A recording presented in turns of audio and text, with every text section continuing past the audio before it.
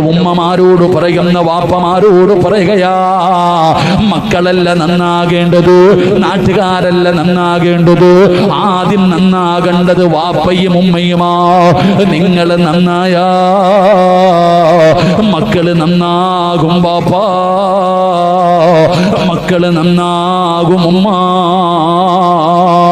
ഇല്ലെങ്കിൽ നിന്റെ കുടുംബം തന്നെ തകർന്നു പോവുകയാ. അതുകൊണ്ട് ഉമർ ഇബ്നുൽ ഖത്താബ് റളിയല്ലാഹു തആല അവിടെ നിന്ന് പറയുകയാ,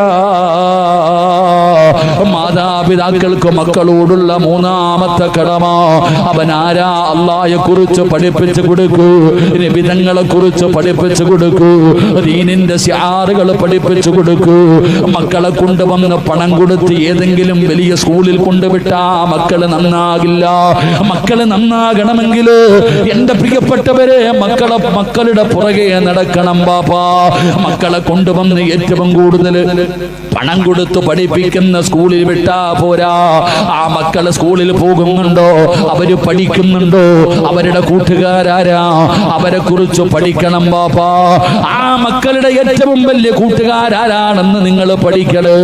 കാരണം ഇന്ന് ഏറ്റവും കൂടുതൽ മയക്കുമരുന്നും കഞ്ചാവും ഒക്കെ വിൽക്കുന്നത് സ്കൂളുമായി ബന്ധപ്പെട്ട സ്ഥലങ്ങളിലാ. അതുകൊണ്ട് നിങ്ങളുടെ മക്കള് ട്യൂഷന് പോകുന്നുണ്ടോ, അവര് കൃത്യസമയം സ്കൂളിൽ എത്തുന്നുണ്ടോ, ഇതിനെ കുറിച്ച് അന്വേഷിക്കണമല്ലോ. അത് മാത്രമല്ല മക്കളോട് സംസാരിക്കണമല്ലോ, അവർക്ക് വേണ്ടി ദുആ ചെയ്യണമല്ലോ. എന്റെ മക്കളെ നന്നാക്കി തരണേ എന്ന് റബ്ബിനോട് ദുആ ചെയ്യണമല്ലോ.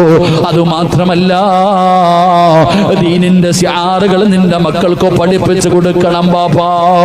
നിസ്കരിക്കാൻ പറഞ്ഞു കൊടുക്കണം. പടച്ചവനെ ദീനിന്റെ ശിആറുകൾ നിന്റെ മക്കൾക്ക് പറഞ്ഞു കൊടുക്കണം. അങ്ങനെയാണ് മക്കളെ നന്നാക്കേണ്ടത്.